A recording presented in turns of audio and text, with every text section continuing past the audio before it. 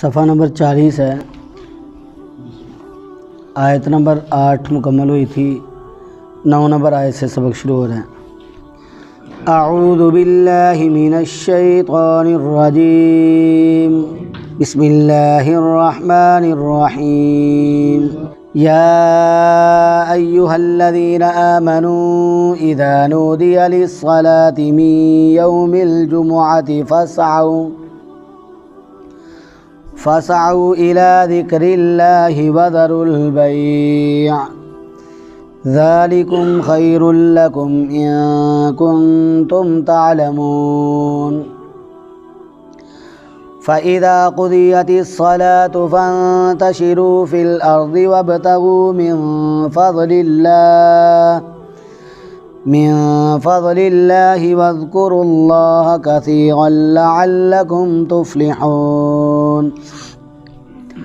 وإذا رأوا تجارة أو لهوا انفضوا إليها وتركوك قائما قل ما عند الله خير من اللهو ومن التجارة واللہ خیر الرازقین۔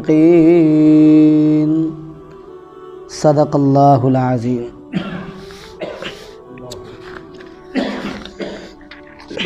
کل جو سبق ہم نے پڑھا تھا اس سبق میں اللہ تبارک و تعالی نے یہودیوں کی مذمت بیان کی۔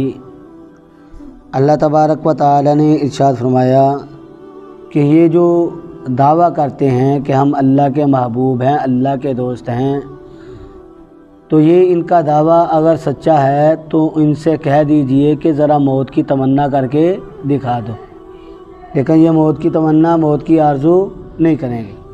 اللہ تبارک و تعالی نے ان کی مذمت بیان فرمائی، اور یہودیوں کے اندر ساری خرابیاں ہی تھیں۔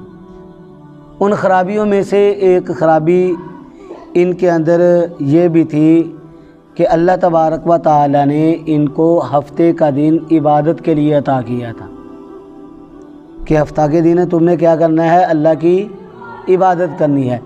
عبادت کے سوا ان کے لیے کوئی کام کرنا اس دن جائز نہیں تھا، اور انہوں نے اس کی پابندی نہ کی۔ اور ایمان والوں کو بھی اللہ تبارک و تعالی نے یہ حکم دیا کہ تم جب جمعہ کا دن آ جائے تو جمعہ کے دن اللہ کی عبادت کرو، لیکن ان کو 24 گھنٹے کے لیے حکم تھا کہ 24 گھنٹے اللہ کی عبادت ہی کرنی ہے۔ لیکن ایمان والوں کو اللہ تبارک و تعالی نے حکم دیا کہ جمعہ کے دن جب جمعہ کی پہلی اذان ہو جائے اس وقت سے لے کر امام کے سلام پھیرنے تک تمہارے لیے کون سا وقت ہے؟ عبادت کا وقت ہے۔ اس کے بعد اللہ تبارک و تعالی نے خرید و فروخت کی، رزق تلاش کرنے کی، گھر کے کام کاج کرنے کی اجازت دے دی۔ اس بات کو اللہ تبارک و تعالی نے یہاں پر بیان فرمایا ہے۔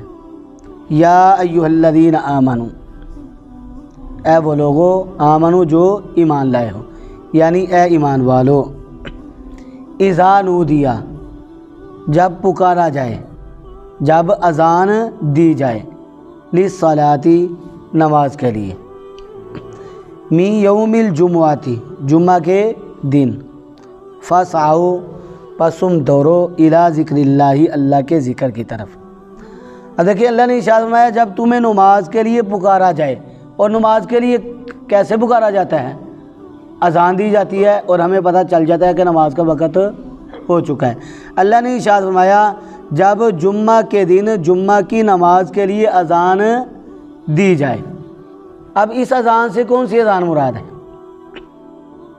اس اذان سے مراد حضور نبی اکرم صلی اللہ علیہ وآلہ وسلم کے دور میں تو ایک ہی اذان ہوتی تھی، اور وہ اذان کون سی ہوتی تھی؟ جب خطیب خطبہ دینے کے لیے منبر پر بیٹھتا ہے اور اس کے سامنے کھڑے ہو کر جو اذان دی جاتی ہے، آقا علیہ الصلوۃ والسلام کے زمانہ اقدس میں صرف وہی اذان تھی۔ حضرت ابوبکر صدیق رضی اللہ تعالیٰ عنہ کے دور اقدس میں، حضرت عمر فاروق رضی اللہ تعالیٰ عنہ کے دور میں صرف ایک ہی اذان تھی۔ جب حضرت عثمان ابن عفان رضی اللہ تعالیٰ عنہ کا خلافت کا زمانہ آیا تو اس وقت چونکہ آبادی بڑھ چکی تھی، سیدنا عثمان ابن عفان رضی اللہ تعالیٰ عنہ نے مدینہ طیبہ میں ایک مقام زہرہ ہے، وہاں پر حضرت عثمان ابن عفان رضی اللہ تعالیٰ عنہ نے جمعہ کی جو پہلی ہم اذان دیتے ہیں اس اذان کو دینے کا حکم دیا۔ اور یہ اس سے پہلے ایک ہی اذان تھی، اب اس وقت سے کتنی اذانیں ہو رہی ہیں؟ 2 اذانیں ہو رہی ہیں۔ اور یہ صرف ان کا فیصلہ نہیں تھا، بلکہ صحابہ کرام رضوان اللہ تعالیٰ عنہم اجمعین اس وقت کثرت کے ساتھ موجود تھے، اور تمام کے تمام صحابہ کا یہ متفقہ فیصلہ تھا، ان کا جمع تھا اس پر، اور کسی نے اس اذان پر کوئی اعتراض نہیں کیا۔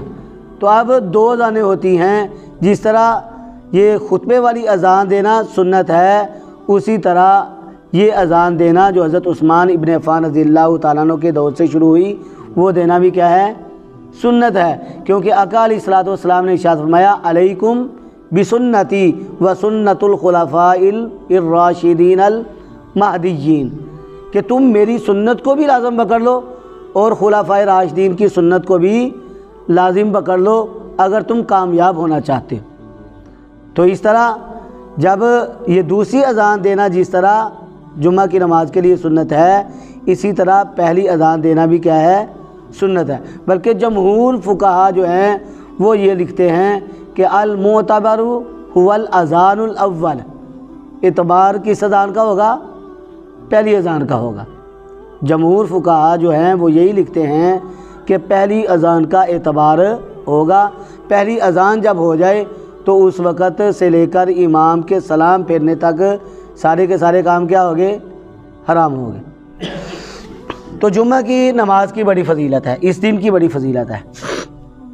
آج جمعہ کا دن جو ہے وہ گزر گیا، اس دن کو حضور نبی اکرم صلی اللہ علیہ وآلہ وسلم نے ارشاد فرمایا کہ یہ سید الایام ہے۔ حضرت ابو لبابہ رضی اللہ تعالیٰ عنہ سے روایت ہے، حضور نبی اکرم صلی اللہ علیہ وآلہ وسلم نے ارشاد فرمایا کہ جمعہ کا دن تمام دنوں کا سردار دن ہے۔ فرمایا کہ آقا علیہ الصلوۃ والسلام نے کہ جمعہ کا دن تمام دنوں سے عظمتوں والا دن ہے، اور یہ بھی ارشاد فرمایا کہ اللہ تبارک و تعالیٰ کے ہاں جمعہ کے دن کی عظمت عید الفطر اور بقر عید سے بھی زیادہ ہے۔ اور اس دن کے ساتھ 5 کام جو ہیں وہ اس دن کا خاصہ ہیں۔ پہلا، حضرت آدم علیہ السلام کی تخلیق جمعہ کے دن ہوئی۔ دوسرا، حضرت آدم علیہ السلام کو جنت سے زمین پر جمعہ کے دن اتارا گیا۔ تیسرا، حضرت آدم علیہ السلام کی وفات جمعہ کے دن ہوئی۔ چوتھا، قیامت جمعہ کے دن ہی قائم ہوگی۔ پانچواں، بندہ اللہ تبارک و تعالیٰ سے حرام کی سوا اس دن جو کچھ بھی مانگتا ہے اللہ تبارک و تعالیٰ اس کو عطا کرتے ہیں۔ تو یہ جمعہ کا دن اللہ کے ہاں بڑی فضیلت والا دن ہے۔ اس دن سے یہ شجر، حجر، چرند، پرند سارے کے سارے اس دن سے ڈرتے ہیں، اس لیے ڈرتے ہیں کہ اس دن قیامت واقعہ ہوگی۔ سنن ابن ماجہ کے اندر یہ روایت ہے۔ اور فرمایا کہ اس دن اللہ تبارک و تعالیٰ نے ہمارے لیے ظہر کی نماز کی بجائے جمعہ کی نماز کو پسند فرمایا۔ اور حضرت عبداللہ ابن عباس رضی اللہ تعالیٰ عنہ سے روایت ہے کہ جو بندہ بغیر کسی عذر کے جمعہ کی نماز کو چھوڑ دیتا ہے وہ منافق لکھا جاتا ہے ایسی کتاب میں جو کبھی مٹائی نہیں جاتی ہے۔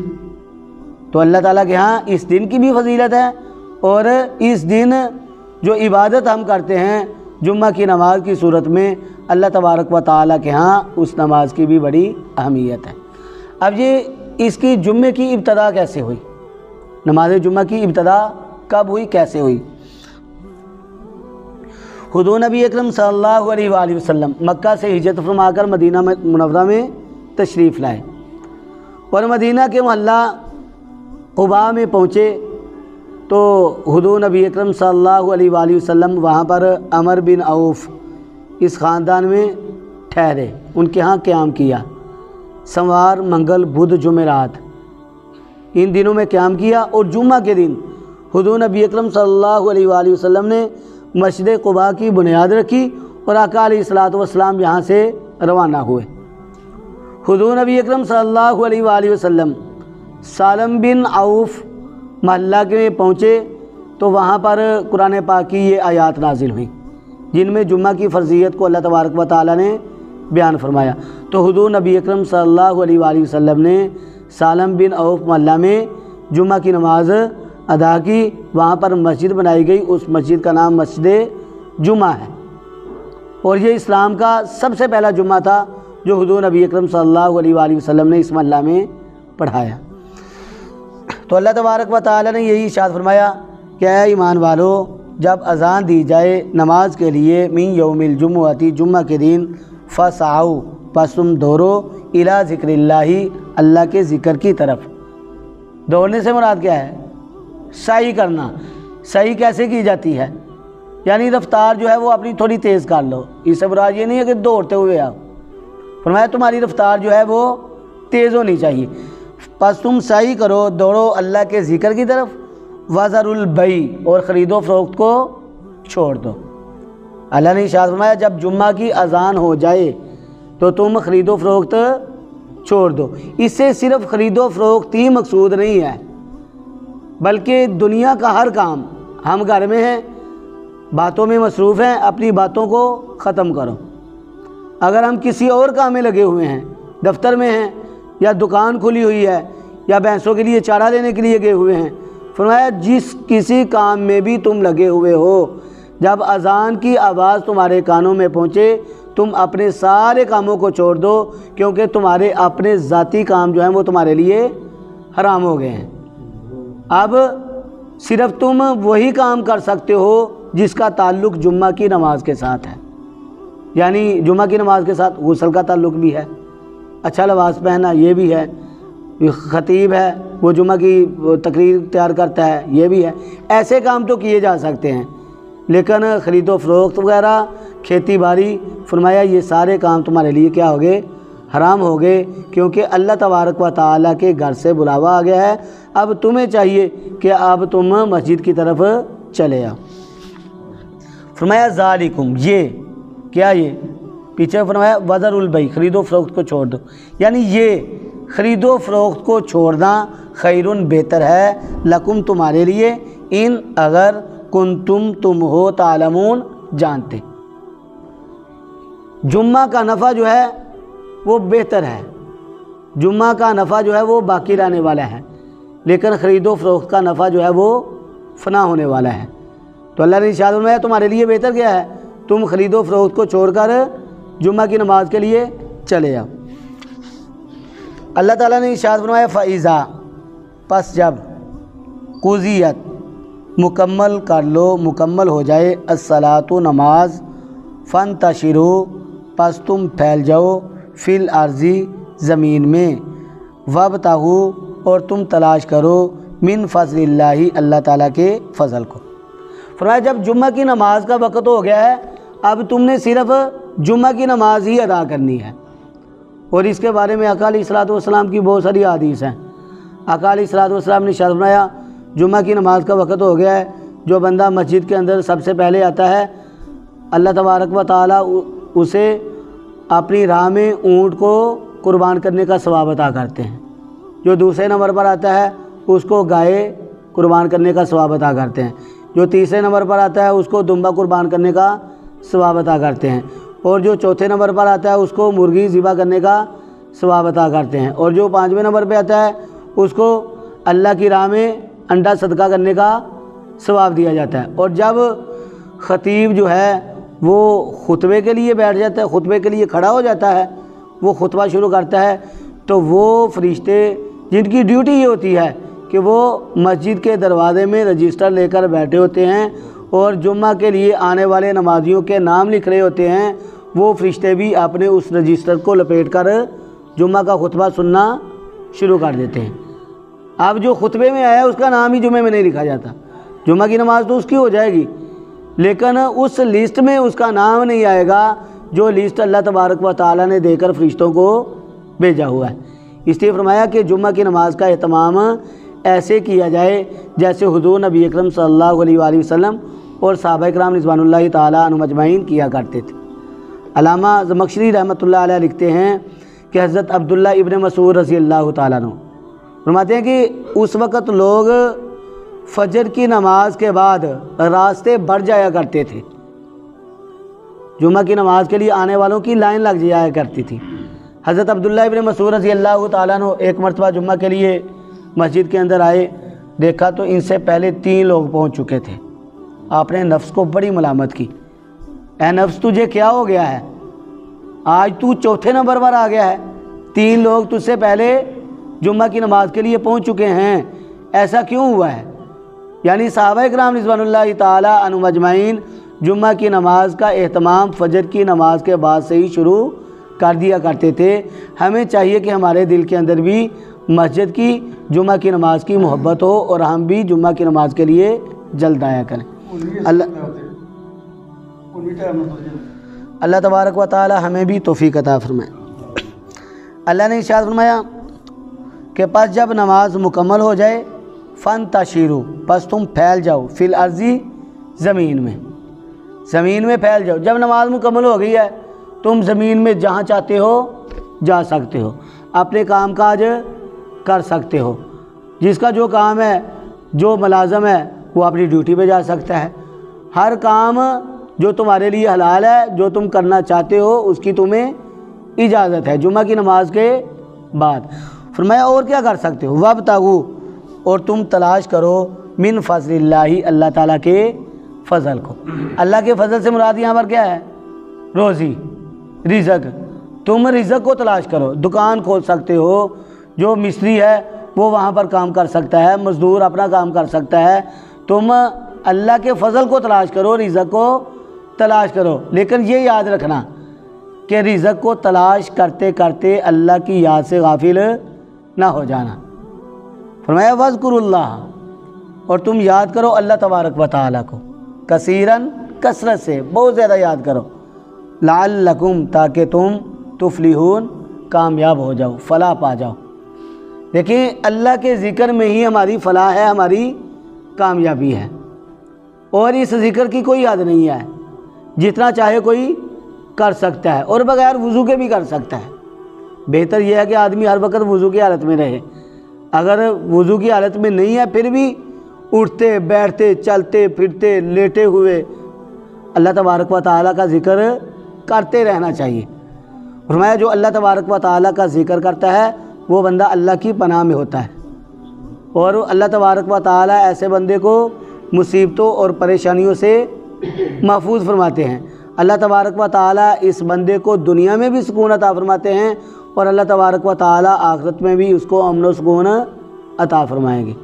تو اللہ نے ارشاد فرمایا الا بذکر اللہ تطمئن القلوب، اللہ کے ذکر کے ساتھ ہی دلوں کے اطمینان وابستہ ہیں۔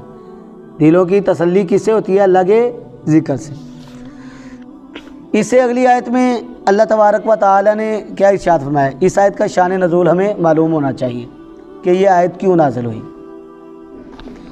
حضور نبی اکرم صلی اللہ علیہ وآلہ وسلم ایک مرتبہ مسجد نبوی میں جمعہ کا خطبہ ارشاد فرما رہے تھے، تو ایک قافلہ جو ہے وہ اناج لے کر آیا۔ جب کوئی قافلہ اناج لے کر مدینہ طیبہ میں پہنچتا تھا تو مسجد نبوی کے قریب جب آتا تو وہ دف بجا کر اعلان کیا کرتے تھے کہ قافلہ آیا ہے، اناج وغیرہ لے کر آیا ہے، جس نے خریدنا ہے اس کو آ کر خرید لے۔ انہوں نے اعلان کیا تو صحابہ کرام رضوان اللہ تعالیٰ عنہم اجمعین کیا کر رہے تھے؟ خطبہ سن رہے تھے۔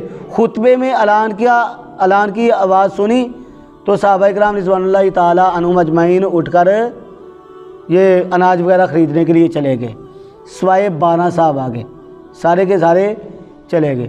اب ان 12 میں حضرت ابو بکر صدیق رضی اللہ تعالیٰ عنہ بھی تھے، اور حضرت عمر رضی اللہ تعالیٰ عنہ بھی تھے، حضرت جابر رضی اللہ تعالیٰ عنہ بھی خطبہ سنتے رہے، یعنی اکثریت ان لوگوں کی تھی جو وہاں سے چلے گئے۔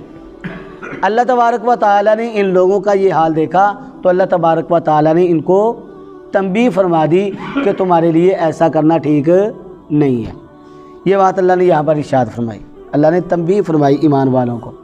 کیا اللہ نے ارشاد فرمایا؟ وَإِذَا، اور جب، رَأَوْا، دیکھتے ہیں، تجارتاً، تجارت کو، او لہوا، او یا لہوا، کھیل کو، انفضوا، تو وہ پھیل جاتے ہیں، منتشر ہو جاتے ہیں، الیہا، اس کی طرف، वतरकू, और वो छोड़ देते हैं का आप सल्लल्लाहु अलैहि वसल्लम को काइमन, खड़ा होने वाला। यानी आका अलैहिस्सलातु वस्सलाम खुतबा दे रहे हैं और उन्होंने क्या किया, तिजारत की ऐलान को सुना तो तिजारत को देखा और खेल कूद की तरफ वो देखते हैं और उसकी तरफ मुंतशिर हो जाते हैं, फैल जाते हैं, सारे चले गए सिवाय 12 लोगों के। तो अल्लाह तबारक व तआला ने इरशाद फरमाया वतरकू का काइमा, और वो छोड़ देते हैं आप सल्लल्लाहु अलैहि वसल्लम को खड़ा होने वाला। अब देखिए सहाबाए किराम रिज़वानुल्लाहि ताला अन्हुम अजमाइन से ये लग़ज़श हुई तो क्यों हुई? उस वक़्त नमाज पहले और खुतबा बाद में होता था। जुम्मा की नमाज पहले और खुतबा बाद में दिया जाता था, जिस तरह ईदैन की नमाज़ों में होता है कि ईद की नमाज ये नमाज पहले पढ़ी जाती है और खुतबा बाद में पढ़ा जाता है। उस वक़्त जुम्मा भी ऐसे ही होता था। ये बाद में जो है ये चेंज हुआ है तरीका कि पहले अब जुम्मे में पहले खुतबा कहा जाता है, बाद में नमाज़ पढ़ी जाती है। अब उस वक़्त सहाबा तो बैठे हुए हैं, नमाज़ पढ़ चुके हैं, नमाज पढ़ चुकने के बाद खुतबा सुन रहे हैं और उनके दिल के अंदर ये बात थी कि उनके दिल के अंदर ये ख्याल था कि हम उठकर चले जाएंगे ये अनाज वगैरह ख़रीदने के लिए, तो खुतबे को छोड़कर जाने में कोई हर्ज नहीं है। इस बात को तो वो जानते ही नहीं थे कि जिस तरह जुम्मे की नमाज वाजिब और फ़र्ज़ है, इसी तरह खुतबा भी वाजिब और फ़र्ज़ है। वो इनके दिल में ये ख्याल ही नहीं था। जब इनको पता चला, जब ये यहाँ से निकल गए तो अल्लाह तबारक व तआला ने तंबीह फरमाई, तो उस वक़्त पता चला कि जुम्मा का जो खुतबा है वो हमारे लिए वाजिब और ज़रूरी था, हमें ये छोड़कर जाना नहीं चाहिए था। हदीस में आता है आका अलैहिस्सलातु वस्सलाम ने इरशाद फरमाया कि ये जो 12 बैठे रहे, अगर ये भी छोड़कर चले जाते तो अल्लाह तबारक व तआला का गज़ब नाज़िल हो जाता और ऐसा गज़ब नाज़िल होता कि इन सब पर ऐसी आग आती जो इनको जलाकर राख कर देती। इसके बाद सहाबाए किराम रिज़वानुल्लाहि ताला अन्हुम अजमईन की हालत थी कि अगर किसी की नक्सीर भी फूटती तो उस वक़्त तक मजलिस से उठकर नहीं जाता था जब तक कि हुज़ूर नबी अकरम सल्लल्लाहु अलैहि वसल्लम से इजाज़त नहीं ले लेते थे। तो अल्लाह तबारक व तआला ने इरशाद फरमाया कुल, ऐ मेरे महबूब आप कह दीजिए, मा जो इंदल्लाही अल्लाह ताला के पास है, खैरुन बेहतर है, मिनल लहवी खेल से, व मिनत तिजारा और तजारत से। अल्लाह के पास जो कुछ है वो खेल से और तजारत से क्या है, बेहतर है। फरमाया कि जुम्मा की नमाज को अदा करना और जुम्मा के खुतबे को सुनना, अल्लाह तबारक व तआला इसका बड़ा ही सवाब अता करते हैं और अल्लाह तबारक व तआला उस बंदे से राज़ी होते हैं जो ऐसा करता है। और इस काम की खेल और तजारत के सामने क्या हैसियत है? खेल और तजारत की कुछ हैसियत नहीं है इस काम के सामने, इस काम के मुकाबले में। तो अल्लाह तबारक व तआला ने इरशाद फरमाया वल्लाहु, और अल्लाह ताला खैरुन बेहतर है, अर्राज़िकीन रिज़्क़ देने वालों में। अल्लाह तबारक व तआला सबसे बेहतर रिज़्क़ अता करने वाले हैं। तो फरमाया कि अल्लाह तबारक व तआला रिज़्क़ अता फरमाएंगे, लेकिन जुम्मे की नमाज को छोड़ने की कोई ज़रूरत नहीं है और ना ही अल्लाह ताला के अहकामात को छोड़ने की कोई ज़रूरत है। अल्लाह तबारक व तआला ने जुम्मे की नमाज को अदा करने का हुक्म दिया है। तुम जुम्मे की नमाज अदा करोगे तो इसमें इतना नफ़ा है, इतना नफ़ा है जो कभी ख़त्म नहीं होगा, और जो तुमने रिज़्क़ कमाना है, जो दुनिया का माल कमाना है, वो तो दुनिया में ही रह जाना है, वो बाकी रहने वाला नहीं है। बाकी रहने वाला क्या है? अल्लाह तबारक व तआला के अहकामात को पूरा करना, जुम्मे की नमाज को अदा करके अल्लाह को राज़ी कर लेना। अल्लाह तबारक व तआला से दुआ है, अल्लाह रब्बुल इज़्ज़त इस रुकू में अल्लाह ने जो अहकामात बयान फरमाए हैं, अल्लाह तबारक व तआला हमें इन अहकामात पर अमल पैरा होने वाला बनाए। जुम्मे के दिन की फ़जीलत को जानने और जुम्मे की नमाज की कदर को जानने वाला अल्लाह तबारक व तआला बनाए। अल्लाह तबारक व तआला इन मसाइल पर अमल पैरा होने की तौफ़ीक़ अता फरमाए। व आखिरु दअवाना अनिल हम्दुलिल्लाहि रब्बिल आलमीन।